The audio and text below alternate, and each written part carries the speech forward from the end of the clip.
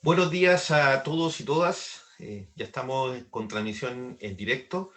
Junto con saludarlos, comentarles que ya estamos en la 10ª sesión de este primer seminario de jóvenes investigadores e investigadoras sobre religión y espacio público en Chile, correspondiente al año 2020 y año 2021. Solamente nos queda una sesión más para terminar el ciclo.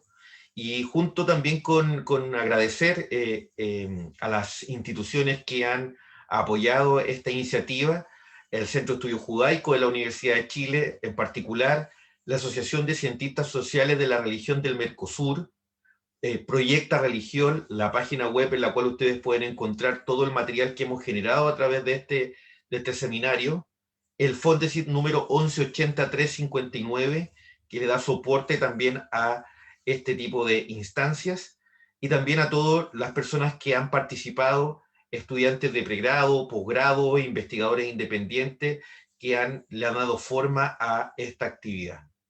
Eh, Junto con señalar que pueden disponer de todo el material en proyectareligión.cl, la pestaña audiovisual, encontrar el ciclo completo de presentaciones. En esta oportunidad nos acompaña Carlos Barraza Campos. Carlos es doctorando en Filosofía y Teoría del Arte por la Universidad de Chile. Su línea de investigación es la fenomenología como marco general y fenomenología de la religión en lo particular. Actualmente desarrolla su investigación en fenomenología de la actitud religiosa en la experiencia de imagen, ampliando el marco teórico husserliano de la actitud en un proyecto también vinculado a la Fundación Templeton de Estados Unidos. En esta oportunidad, Carlos nos presentará la investigación, el avance de investigación titulado Fenomenología de la actitud religiosa en la experiencia de imagen, ampliando el marco teórico husserliano de la actitud. Carlos dispone de aproximadamente 25 minutos y sin más te doy el pase. Muchas gracias, Luis. Bien, la propuesta nuestra tiene que ver justamente con una aproximación fenomenológica a la imagen religiosa, la actitud cristiana, que exige o nos va a exigir una ampliación, una amplitud del marco teórico husserliano de la Einstellung, como se diría en buen alemán, de la actitud. ¿Ya? Para los que trabajan Husserl entenderán que la actitud es vista por él en varios textos, pero particularmente no se detiene a trabajar el tema de la actitud religiosa. ¿Ya? Una primera aproximación de esta idea la continuó su discípulo Heidegger, de donde surge justamente la introducción a la fenomenología de la religión. Pero el tratamiento de la actitud religiosa en Husserl por lo menos no es tratada de manera evidente ni muy profusa. ¿Ya? Por lo tanto, nosotros queremos intentar hacer una ampliación de ese marco teórico husserliano respecto de la actitud. Esta última supone, hablando de la actitud, supone un modo habitual en el que se opera en y con el mundo, por lo que la actitud natural es el modo habitual en el cual estamos instalados en el mundo y desde la cual le damos sentido a toda vivencia. Por lo tanto, la actitud es una suerte, digamos, de estar instalado en el mundo desde una perspectiva particular. ¿Ya? Es por ello por lo que la tesis general de la investigación que estamos desarrollando pretende describir las relaciones existentes entre imagen y actitud. Ambos componentes, a nuestro juicio, se sostienen de manera interdependiente. Para dar cuenta de tales interdependencias es preciso descomponer la estructura de la siguiente forma. 1. Aproximaciones fenomenológicas, conciencia de imagen y actitud cristiana. Tenemos tres nociones, tres elementos dentro de la estructura de la investigación que ameritan ser abordadas.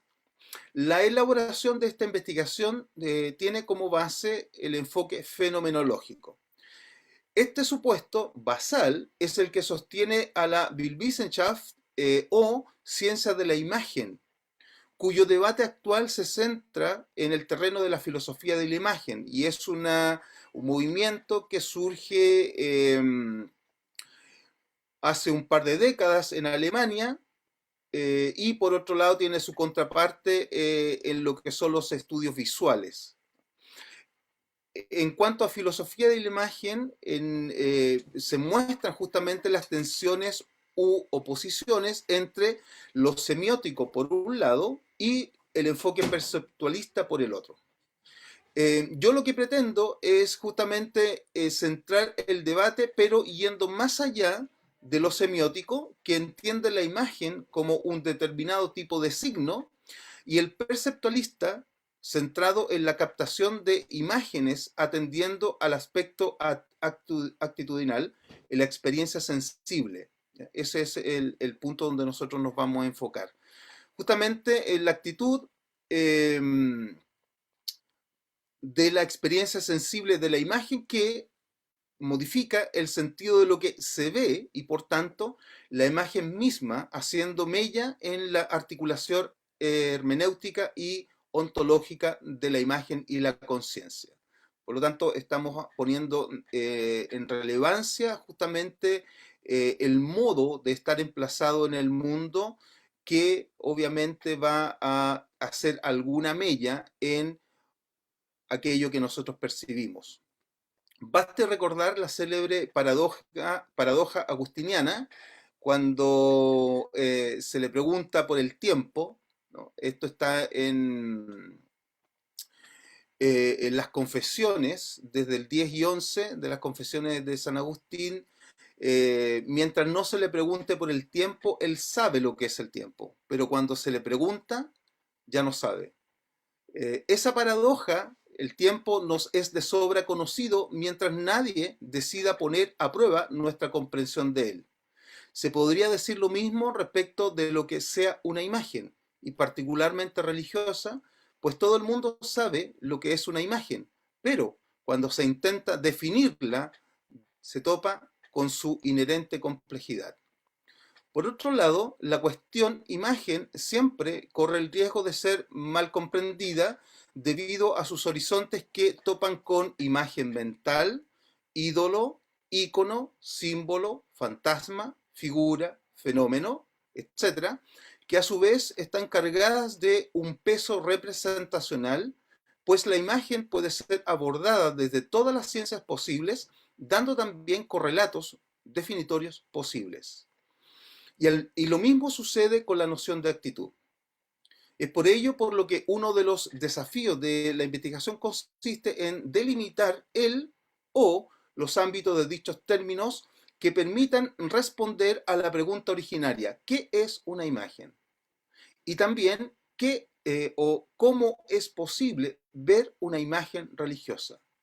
Tales preguntas exigen, entre otras, dar cuenta de las fricciones denunciadas al intentar responder cómo es posible que al ver ciertas imágenes captemos algo que no está físicamente sobre la superficie visible y cuyo fenómeno ha sido caracterizado por la literatura especializada como exhibición o presentación en imagen. Es así como lo novedoso de esta investigación radica en fijar la mirada en la relación entre conciencia de imagen y actitud, pues esta última implica un modo particular de estar emplazado en el mundo, y dicho hábitus modifica la proximidad con los objetos. Particularmente en cuanto al tema de imagen, la cosa exhibitoria, vamos a usar como ejemplo, o tenemos a la mano para usar como ejemplos, atendiendo la idea de imagen, cuerpo, el tema del Corpus Christi, que enlaza con la presentación y la representación. Obviamente sus distintos modos cultuales, ¿ya? Con ello estoy delimitando el campo de investigación de la imagen religiosa. Sin embargo, dada la extensión histórica de lo que suscita el cuerpo de Cristo, que es en la historia del arte y en la historia de la iconografía y la iconoclastia, ¿cierto?, es profusa, me situaré primero en el periodo del arte barroco y colonial chileno desarrollado desde fines del siglo XVI hasta principios del XIX a través de 2 producciones, para luego atender a una tercera producción pictórica más actual, de manera tal que se muestren sus relaciones y diferencias. Uno es el Cristo de Mayo o Señor de la Agonía, que es un crucifijo tallado en madera que data de 1613, atribuido a Fray Pedro de Figueroa. El otro es la Virgen del Carmen y el otro es el Cristo de San Juan de la Cruz, perdón, de San Juan de la Cruz, sí, bien digo, que es un óleo sobre lienzo del pintor español Dalí, 1951. Con esto se espera dar respuesta a la pregunta siempre punzante como ¿qué ven los sujetos en la imagen religiosa? Y antes que eso, ¿qué es una imagen religiosa? ¿Por qué el acto intencional de ver una imagen religiosa no se considera simplemente una experiencia estética? ¿Qué movimientos sinestésicos están en juego? ¿Cómo y por qué el cuerpo adquiere condición de imagen? ¿Cómo hace la actitud cristiana para distinguir entre imagen, ícono, ídolo y símbolo? Entonces, empiezo en esta investigación haciendo un par de consideraciones respecto, en primer lugar, a la noción de actitud. Eh, por cierto, la noción de actitud se puede trabajar desde diferentes niveles o miradas o puntos de vista, diferentes ciencias como la psicología, la sociología, la antropología, la religión, la estética, la filosofía, etc. Cada una de estas ciencias tiene una definición de lo que es la actitud. Dejando de lado todo ello, me enmarcaré en la perspectiva fenomenológica. Por lo tanto, hay que preguntarse, ¿qué es actitud en el sentido que Husserl la entiende? Primero que todo, hay que puntualizar que el término castellano y sus paralelas en otras lenguas refiere primariamente a la postura corporal y luego figuradamente a la postura subjetiva frente a algo. Por cierto, tales cuestiones ya están consideradas en cualquier diccionario de habla castellana. Sin embargo, conviene detenerse en la constitución del término actitud desde la cual podamos avanzar en su comprensión y aplicabilidad para la presente investigación. Una consideración básica respecto del término actitud es su herencia latina, actitudo, que nos sugiere la idea de acto, por cierto, pero más exactamente actitudo deriva del actitio del verbo agere, del participio pasado actum, lo cual plantea la idea de una acción que se ejecuta reiteradamente, y de ahí, obviamente, modo habitual de acción como la entendemos nosotros. Acá hay un análisis, digamos, del término, de la constitución del término Einstellung, que voy a tratar de resumir brevemente, porque este término se refiere en dos sentidos, obviamente uno a posición, pero también subraya el de opinión o punto de vista. Entonces también está conectado en alemán a nuestra fórmula castellana, digamos, de tanto una postura corporal como un punto de vista. ¿Mm? Eso es lo que se puntualiza aquí. ¿Ya?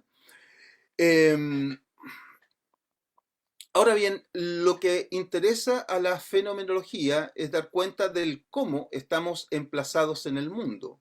En este sentido, se atiende a las vivencias cuyo abanico de posibilidades se presenta precisamente en las actividades que se realizan de manera frecuente.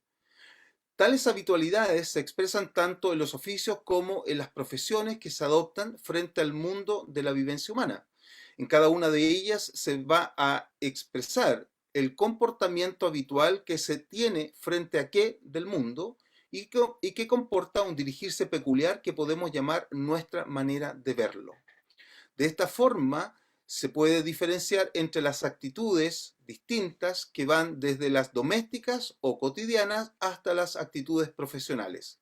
En otras palabras, un profesor, un doctor, un carpintero, etc., tienen en común una cierta especificidad característica de su ocupación, desde la cual se plantan en el mundo. Esos ámbitos correspondientes a una actitud propia son aprehendidos y se opera en conformidad con lo propio de la actitud de profesor, doctor, carpintero, etc. En tales circunstancias, toda actitud implica un modo específico de estar emplazado de manera tal que en la actitud, es decir, un frente a qué, de profesor, se requiere un rasgo voluntario que se aprehende con la finalidad de responder a tal habitualidad. Aquí hacemos un pequeño comentario, digamos, o una precisión con respecto a la noción de actitud que ya formuló Kant y que Husserl recoge de su maestro Brentano para diferenciar las actitudes teóricas que son relativas a la contemplación y al conocimiento, las actitudes prácticas que están en relación a la acción y la intervención productiva en el mundo, y la axiológico-afectiva relativa a la valoración y a la afectividad que subyace a toda captación de valores. Quiere decir esto que existen diferencias entre una actitud y otra, por cierto, pues la actitud teórica del matemático se expresa cuando demuestra un teorema, y lo mismo ocurre con la del científico y el filósofo. En cambio, las actitudes propiamente profesionales relativas a oficios son eminentemente prácticas. Por último, la actitud del artista o del esteta comporta una actitud predominantemente valorativa. Hay que advertir que toda actitud concreta incluye de suyo los aspectos de las tres actitudes, aun cuando predomine alguna de ellas por motivos particulares. Es claro que no se superponen ni se identifican sin más como las profesiones ni tampoco como roles sociales. Es que el rasgo inadvertido de las actitudes dice relación más allá de la referencia corporal a un carácter intersubjetivo que se advierte en la apertura del mundo privado volcado hacia una exterioridad relacional. Ahí es donde nosotros comenzamos a explorar dos nociones que se identifican en la fenomenología husserliana. Uno de ellos es la tesis de la actitud natural y, bueno, la tesis de la actitud y la actitud natural, que son dos formulaciones husserlianas, desde la cual nosotros vamos a intentar aproximarnos a la actitud religiosa. Parafraseando a Husserl, iniciamos la investigación como hombres de la vida natural, eso es lo que él dice, representándonos, juzgando, sintiendo, queriendo en actitud natural, y la manera más simple de hacer esto es en primera persona. En y por medio de dicha actitud es que se tiene una conciencia del mundo extendido frente a mí, por la cual se me da el mundo de manera inmediata e intuitiva por experiencia. Ya supone tal experiencia un uso de los sentidos en los diversos modos de la percepción sensible, donde las cosas están disponibles para mí corpóreamente en una y otra distribución espacial, ya sea en sentido literal o figurado. Eso es lo que declara Husserl. Pero hay que responder a la cuestión de qué es la actitud natural o qué quiere decir en Husserl tesis de la actitud natural. En primer lugar, destaco tres términos en la estructura tesis de la actitud natural, a saber, tesis, actitud y natural. El término tesis deriva de la palabra que a su vez proviene del término tithemi, yo pongo, en griego. De esta manera se fija el primer sentido de la palabra tesis como posición. Para Husserl, la idea de tesis siempre estará conectada con las ideas de proposición y posición. Estas definiciones parten de lo señalado en Ideas 1, cuando Husserl dice: cuando dijimos que todo hecho podría, bajo el punto de vista de su esencia peculiar, ser de otra manera, damos ya expresión a la tesis de que al sentido de todo lo contingente es inherente tener precisamente una esencia y por tanto un eidos que hay que aprender en su pureza, y este eidos se halla sujeto a verdades esenciales de diverso grado de universalidad. La idea de poner en cuanto a afirmar algo como tal constituye en un primer momento la esencia de la tesis general. Así se construye la relación de existencia a partir de la cual caben las nociones de juzgar y por tanto de juicio. En este sentido, todo juicio de realidad implica una tesis que pone algo, no en cuanto a una operación apofántica de proposiciones lógicas a modo aristotélico, es decir, cuando Aristóteles plantea en la lógica la idea de llegar a la verdad a través de una estructuración semántica, es decir, A es B, no se daría en este caso en Husserl en ese modo apofántico, una estructura lógica, sino más bien un poner como existente, y esa es la diferencia. No hay aquí ninguna modificación previa que implique aceptar lo que se presenta porque las cosas son tal como aparecen. De esta manera, la tesis general tiene la característica de un no modificado punto de vista.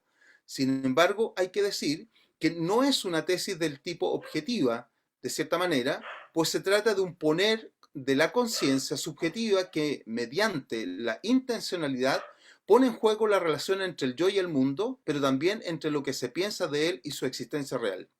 Se puede profundizar este punto atendiendo al prólogo de las meditaciones cartesianas, que es de José Gauss, y voy a señalar un par de cosas. Él dice que en la actitud natural tenemos conciencia de las cosas como reales o irreales en diferentes sentidos, lo que implica ponerlas como reales o irreales en estos sentidos. Y tenemos conciencia de nosotros mismos como sujetos reales en el mundo de las cosas reales, lo que implica apercibir nuestros fenómenos de conciencia como propios de nosotros mismos, como tales sujetos reales. Estas posiciones y apercepciones de la realidad o irrealidad de las cosas, de nuestros fenómenos de conciencia con nosotros mismos, del mundo todo, son pues ingredientes de nuestra conciencia de las cosas y de nosotros mismos. Pues bien, en ellas se insertan la posibilidad del error y los errores efectivos. La disposición y posición del sujeto es que se encuentra ya en el mundo del cual tiene conciencia. Es un mundo extendido sin fin en el espacio y que viene ya y ha venido a ser sin fin en el tiempo. Es un mundo que no está mediado ni indeterminado, pues gracias a los sentidos se presenta, se juzga, se siente, se quiere, etcétera, en la actitud de la vida natural. Sin embargo, a la actitud natural, como el modo habitual de estar posicionado frente al mundo, le cruza cierto dogmatismo, es decir, no cabe duda al respecto de que lo presente es objeto real. Más adelante voy a abordar estas cuestiones que son obviamente para ir dilucidando justamente este dogmatismo que estaría implícito en la percepción sensible que se asienta justamente en el modo o el método fenomenológico. ¿Mm?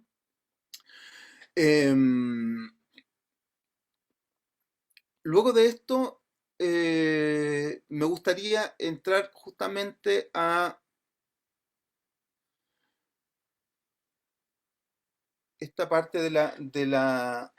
antes de la actitud religiosa.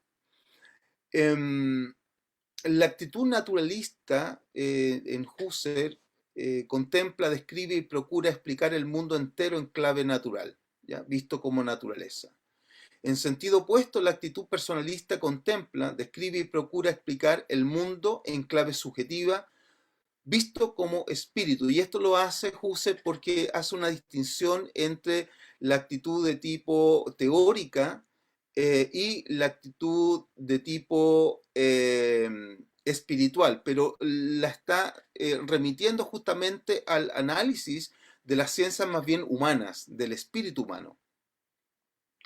La descripción de las actitudes no estaría completa si no se considera el hecho de que la actitud teórica científica puede estar dirigida a algo más que al mundo natural o al cultural, puesto que también hay en ellos objetos propios como números, figuras, relaciones, modos de inferencia, que bien pueden llamarse entidades ideales como le es propio a la lógica y la matemática, que son temas que se abordan en el transcurso de la investigación.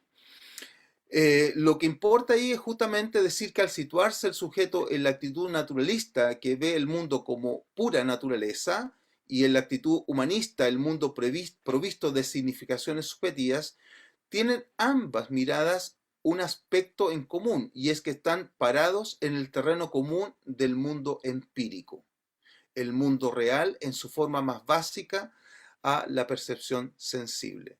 Pero cuando se está dispuesto a poner en suspenso el mundo percibido o se prescinde de todo carácter empírico, entonces es posible dar cuenta de aquellas objetividades invariantes que se muestran como estructuras no sometidas a las condiciones espaciotemporales de las cosas que llamamos reales.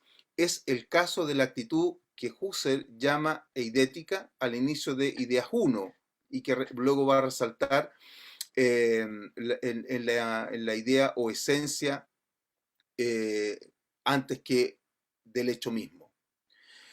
Esto nos va a llevar a nosotros a indagar sobre la actitud religiosa, a la luz de lo anterior. ¿Qué vendría a ser actitud religiosa? ¿Qué nos dice Husserl? Fuimos a buscar, pero hasta donde se sabe, en Husserl no hay un tratamiento específico de este tipo de actitud, por lo que hay que hacerse a la tarea de definirla, o mejor, de describirla fenomenológicamente. Si bien es cierto que se puede encontrar muchas definiciones de lo que pretende significar la noción de actitud religiosa, para situarse en ella habría que decir en términos generales que es una instancia humana en que se reconoce y asiente una realidad suprema que le confiere sentido último al mundo, al ser humano y a la historia. Pero con esto, bien lo sé, no se dice mucho, pues la actitud religiosa lleva consigo el peso de una experiencia religiosa cuyos factores intervinientes solo son posibles de constatar a partir de ella misma. Tal como se ha mostrado, bueno, en el primer capítulo, esto es lo que estamos trabajando, el fenómeno religioso ha sido ocupación tanto de las religiones comparadas como de la filosofía de la religión. En ambos casos hay una búsqueda por hermeneutizar el fenómeno de lo religioso.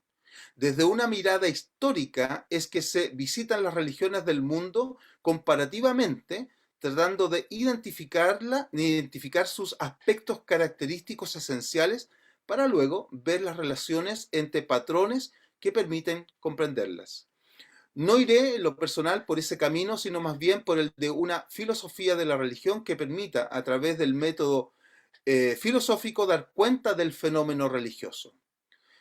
Afincados ya en el ámbito de la filosofía de la religión que dispone por de pronto de dos instrumentos conceptuales o metodologías, que son la fenomenología y la analítica. La analítica se ha dado explosivamente en el mundo anglo, preferentemente en Inglaterra. No iré por ese lado, sino más bien la actitud religiosa tendrá en lo sucesivo un tratamiento fenomenológico. Bajo esto, la pregunta, ¿qué es la actitud religiosa? ¿Son opuestas la actitud natural y la actitud religiosa? ¿En qué sentido pueden serlo, si es que lo son? La actitud religiosa, en cuanto modo de estar habituado, requiere al mundo religioso. En tanto, la actitud natural lo hace dirigido al mundo natural. Supone esto que el sujeto se encuentra en un tipo de mundo, o natural o religioso, o el natural o el religioso.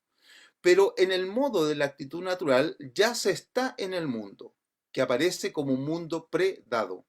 En el caso de la actitud religiosa, se ingresa a un mundo otro que ha de revelarse continuamente.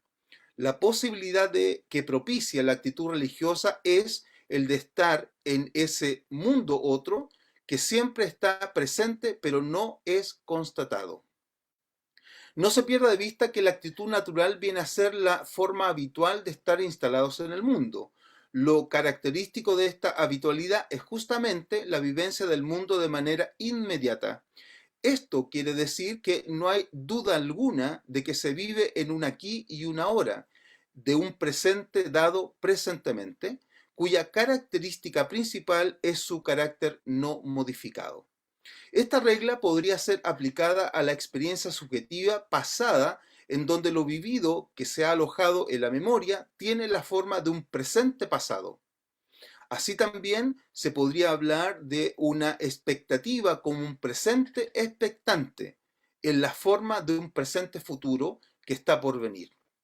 La idea de relacionar a la actitud con el tiempo puede justificarse con el hecho de que el hábito o la habitualidad son registros de la experiencia sensible vividos por un sujeto que tiene una manera natural o constante de fijar la mirada en la experiencia mundo. Es decir, toda vivencia en el mundo de la actitud natural se da en una temporalidad del mundo vivido. Lo interesante de la actitud religiosa, a mi juicio, es que a partir de las características de una actitud natural no modificada, bajo la estructura de la creencia, Glaube es la palabra que se usa en alemán, que tiene al mundo por existente.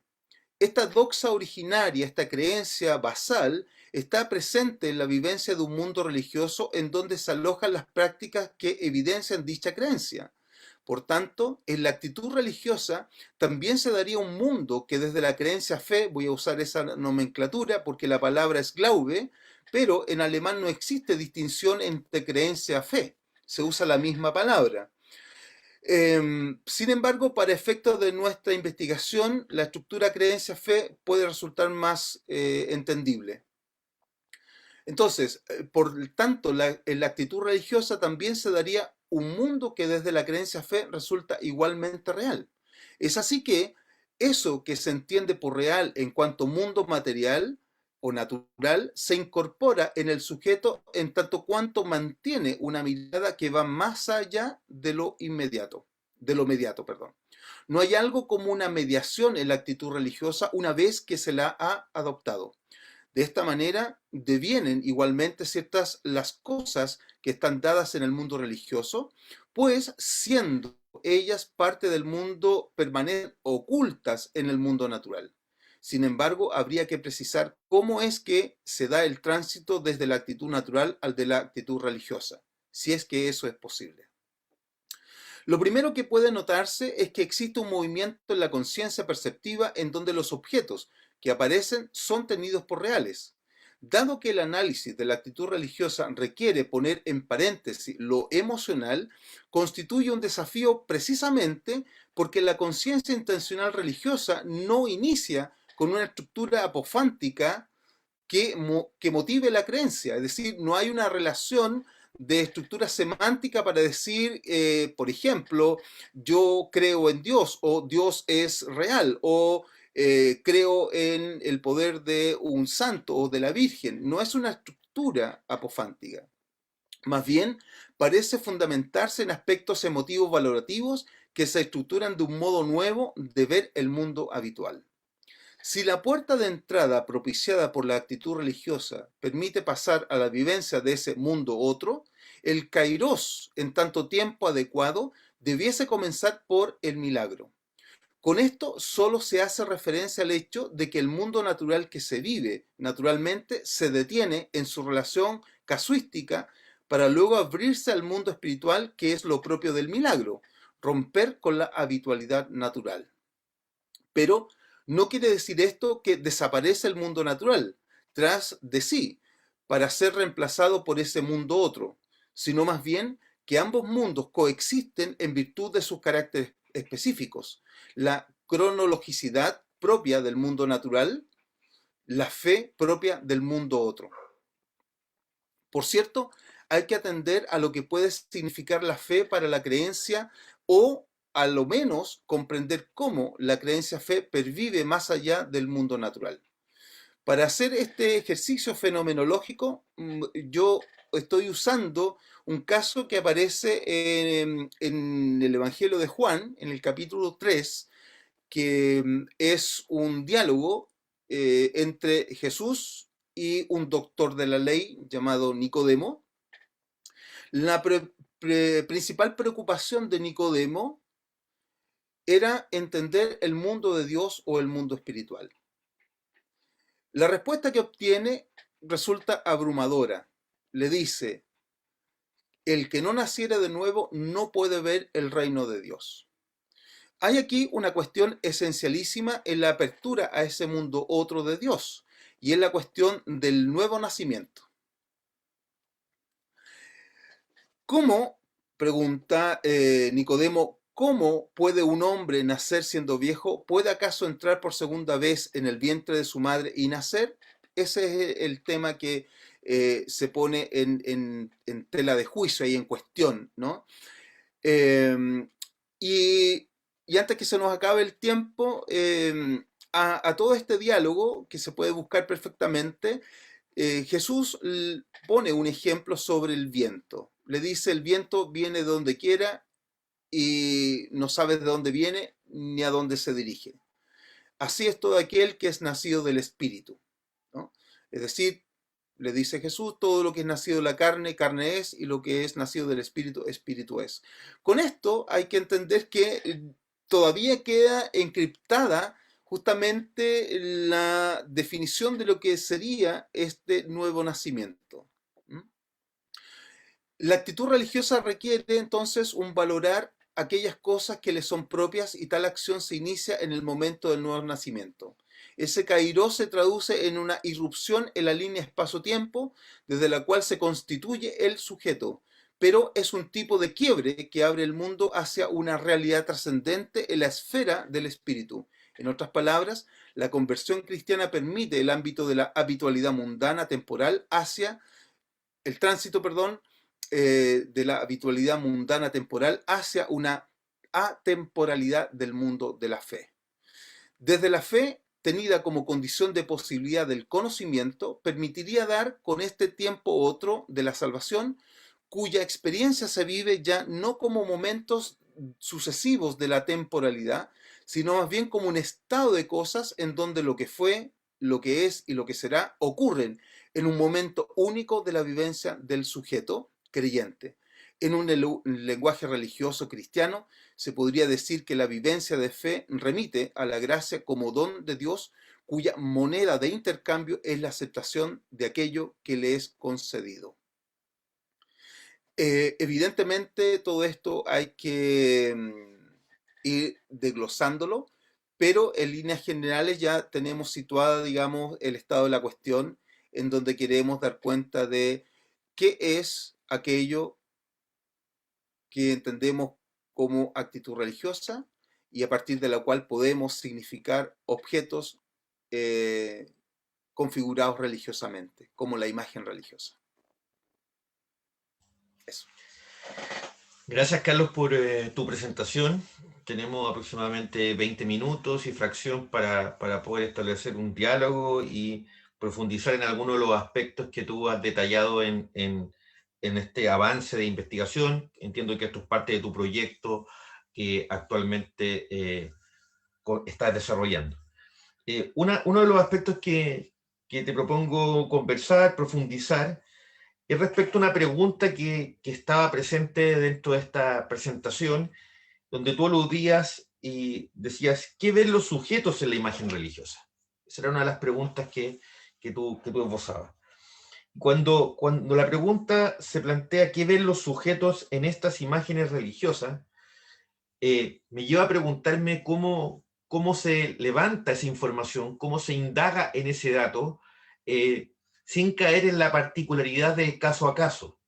Eh, si consideramos que cada sujeto mantiene relaciones particulares con estos objetos, con estas imágenes, eh, ¿cómo es el tránsito para pasar de aquella experiencia particular a la comprensión del fenómeno en su totalidad?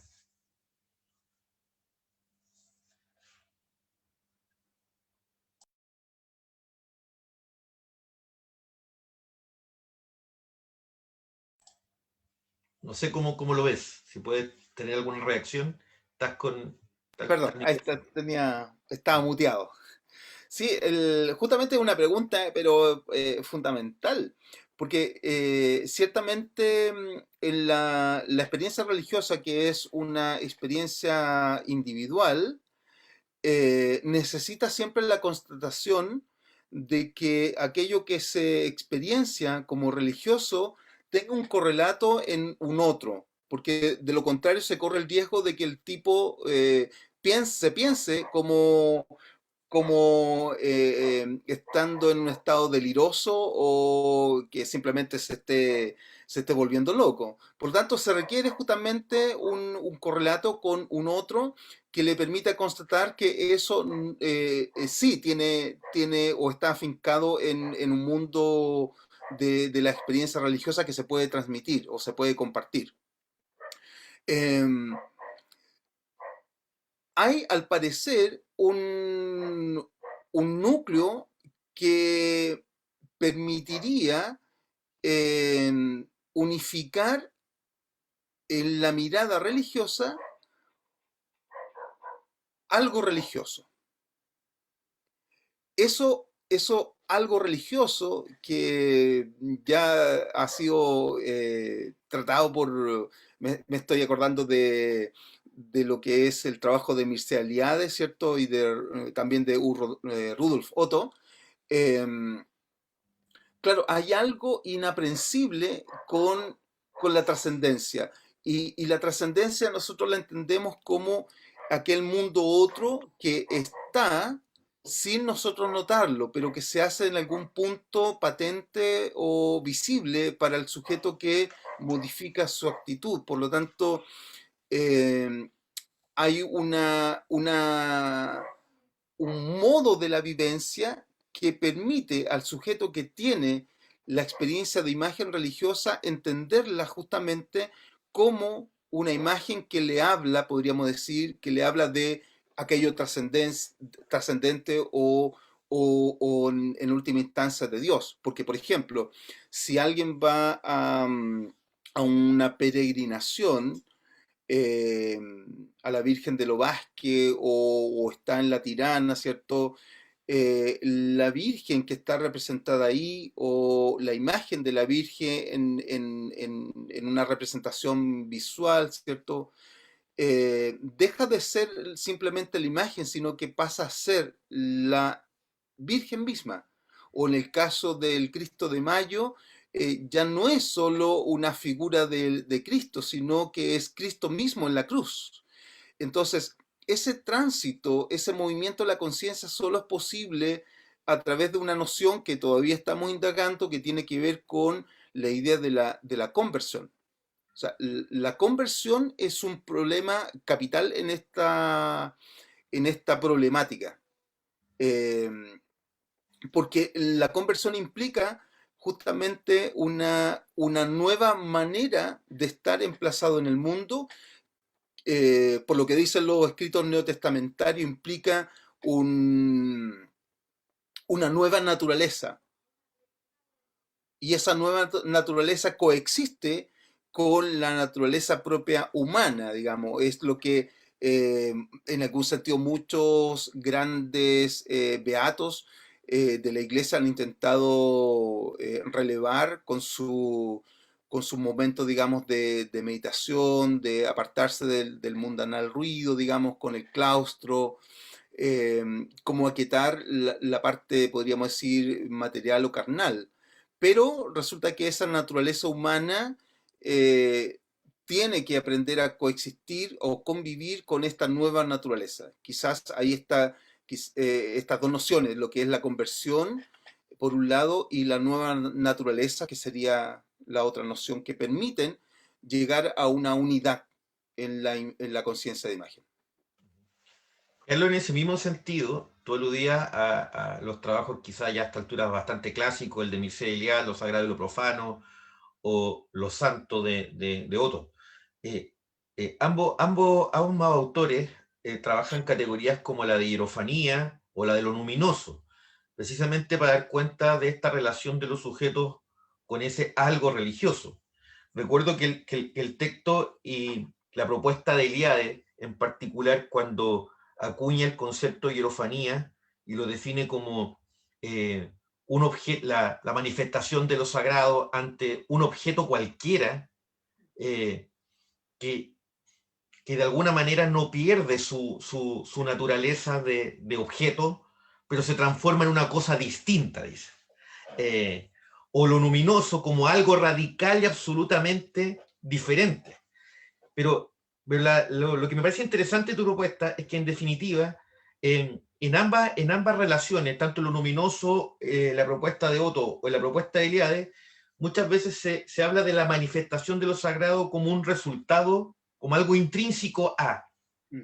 Y me da la sensación que la propuesta que tú estás planteando, y aquí quiero confirmarlo, apunta más que todo no que el objeto per se tenga una carga, comillas, religiosa o sagrada, sino lo que el sujeto desde fuera ve respecto a esa imagen, a ese ícono o a esa materialidad.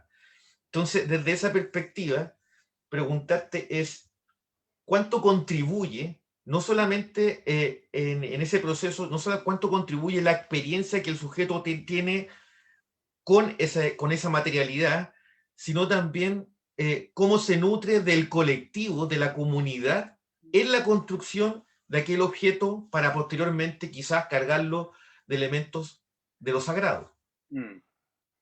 Sí, justamente la problemática era, uno de eso es em, que cuando alguien asume un objeto como sagrado, puede llegar a entenderlo como intrínsecamente sagrado, que es justamente uno de los conflictos que se presentan.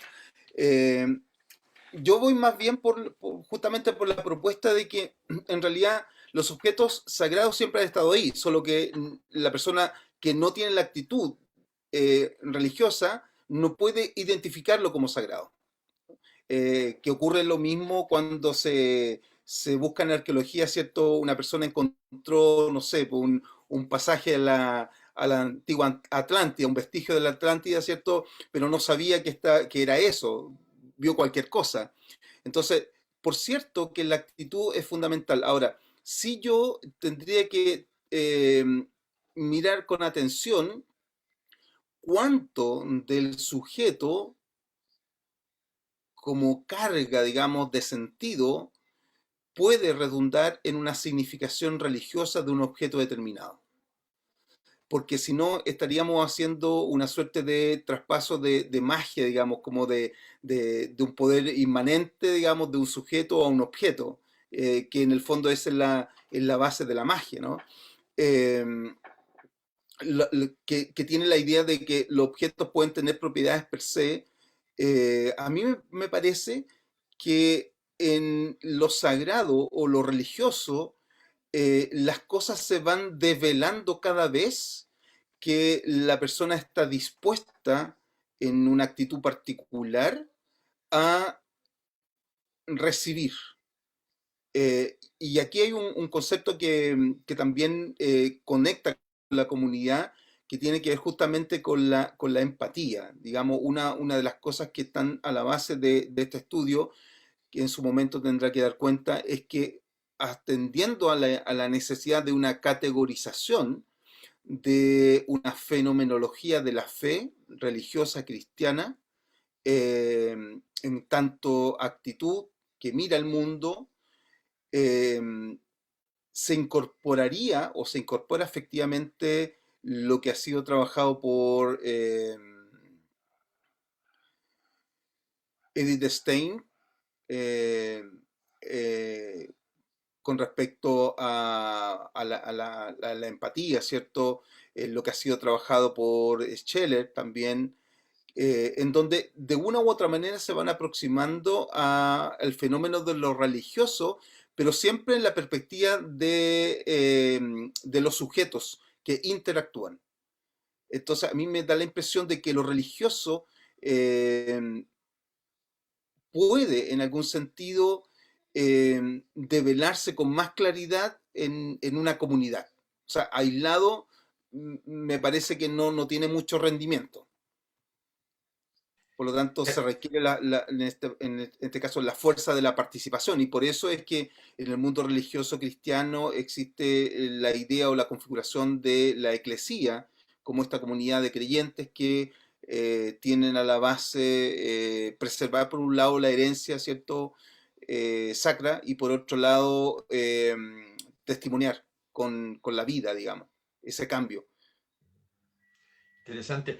Carlos, tú aludías recién en este comentario a que en esta relación sujeto-objeto depende de poseer una actitud religiosa, decías tú. Ujú. Y yo te pregunto, en general, ¿esa actitud religiosa se construye? ¿Esa actitud religiosa de los sujetos, de, al revés, ¿de qué depende? ¿De qué depende poseerla o no poseerla? Puf, puf. Mira, yo no sé si tenga respuesta para eso, ¿ah? Porque es tremendamente complejo y es una cuestión que nos enfrentamos siempre a poder dilucidar si una persona se hace religioso o nace religioso. Entonces tendríamos la misma polaridad. Eh, me da la impresión, me da la impresión de que la actitud religiosa es una posibilidad humana que todo ser tiene, pero que no todo ser la contiene. Es decir, dado que todos los humanos tenemos la instancia de poder mirar el mundo de una u otra manera, no todos podemos mantener la mirada en una u otra configuración. Por ejemplo, cuando alguien está en la actitud estética, de apreciación estética, ¿cierto? Por cierto, que para percibir una obra de arte requiere de esa actitud, pero cuando se va a su casa ya no está mirando la cocina en la misma actitud estética, digamos, cambió, digamos. Entonces, vuelve a la actitud natural. Me da la impresión de que la actitud religiosa es una actitud que tiene algún sentido, una familiaridad con la actitud estética, pero que es novedosa en el sentido de que lo que le ocurre al sujeto se da en un momento particular que modifica su mirada de mundo. Y esa mirada puede ser para siempre, es decir, hasta que se muere, o puede mantenerse por poco tiempo. Pero en primera instancia sí pienso que la actitud religiosa es una modificación de la actitud natural. Por lo tanto, toda persona puede perfectamente o podría perfectamente ser, en ese sentido, tener una mirada religiosa. El tema es que la actitud, si no se modifica en esas coordenadas, es poco lo que se va a lograr, digamos, ¿no? Encuentro interesante también ese punto porque de alguna manera propone un diálogo, una suerte de diálogo entre dos propuestas que uno puede revisar en la literatura y que son, digamos, de larga data. El homo religiosus naturalis, el hombre religioso por naturaleza, o si Claro, comillas, el ser humano, el hombre, se decía en aquella época, es culturalmente religioso. claro. Entonces, claro, cuando uno plantea, digamos, de que pareciera ser que los sujetos mm, pueden acceder a este tipo de actitud, eh, pero que de alguna manera tienen que activarla, Mm, nuevamente a uno lo remite a la pregunta, ¿y de qué depende esa activación mm, de la actitud? Claro, cuando yo voy a ver a un museo una obra de arte religiosa y la contemplo, no contemplo de la misma forma como tú señalabas, qué sé yo, la cocina, que es el ejemplo que mm, tú dabas cuenta. Pero mi pregunta es, ¿basta con que cuánto hay de carga cultural cuando uno se enfrenta a la imagen religiosa? ¿Cuánto hay de alguna manera, de carga respecto a herencia cultural que me exige una suerte de respeto, reverencia hacia una imagen por toda la carga que históricamente posee? mm, ¿O cuánto es lo que la imagen detona que precisamente me genera aquello? Me genera reverencia, respeto y otra valoración. Entonces, por eso claro, te lo preguntaba. Creo que ahí hay un elemento que es interesante. O sea, uno podrá ser religioso o no, mm, pero cuando uno se enfrenta muchas veces a cuestiones de características sagradas, existe una suerte de respeto reverencial, mm, independiente que yo no sea religioso. Pero me sigo preguntando si ahí lo que opera en términos de dispositivo es una cuestión de característica histórica, hereditaria, donde fui socializado en un contexto cristiano que me exige esa reverencia y ese respeto, o es algo que la situación, el momento, la imagen, la materialidad me detona y actúa básicamente como una reacción. Mm. Sí, sí, ahí una de las cuestiones que planteaba, digamos, usa respecto de las actitudes y que se puede, yo puedo enunciar respecto de la pregunta o para intentar responder la pregunta, es que, claro, la actitud requiere de una cierta motivación, ¿ya? Obviamente no es una motivación, no estoy hablando de motivación en el sentido, digamos, así como, como infantil, ¿no? Sino una motivación que parte de la posición que un sujeto establece y por tanto decide, ¿no? Para instalarse en el mundo. Esa motivación es la que lo lleva a moverse corporalmente en una u otra dirección. Sin embargo, es cierto lo que tú dices, que la cultura nos permea por todos lados, partiendo con el lenguaje, ¿cierto? Usamos las palabras que hemos adquirido en nuestra cultura, pensamos como se ha pensado en nuestra cultura. eh, por eso, así como paréntesis, me resulta muy sorprendente cuando la gente dice yo me hice budista, por ejemplo, porque estamos tan lejos del patrón, digamos, cultural del hinduismo que es muy difícil, ¿no? Entender, pero se da también. Eh, Nosotros tenemos una matriz de pensamiento y me parece que es muy difícil deshacerse de todo esto que está alojado en nuestra biografía, que va más allá de nosotros mismos, viene incluso con cierta carga genética, podríamos decir, el modo de pensar. Yo no sé cuánto en términos de porcentaje, si podríamos hacerlo, si un 50%, un 80% de lo cultural afecta en nuestra mirada religiosa o en nuestra mirada no religiosa, no sabría decirlo. Pero sí creo que es un elemento importante a considerar eh, al momento de enfrentarse a la cuestión de la imagen religiosa, porque también es cierto que los individuos operan en función de un cierto delirio colectivo también, podríamos decir, ¿no? Una cierta sugestión. Y eso ocurre en todo nivel, o sea, en la actitud natural, cuando la gente está mirando, hay experiencias psicológicas que se han hecho de estar mirando un edificio, y cuando tú ves mucha gente mirando al alto de un edificio, tú te paras y comienzas a mirar para arriba, ¿no? ¿Qué están mirando los demás?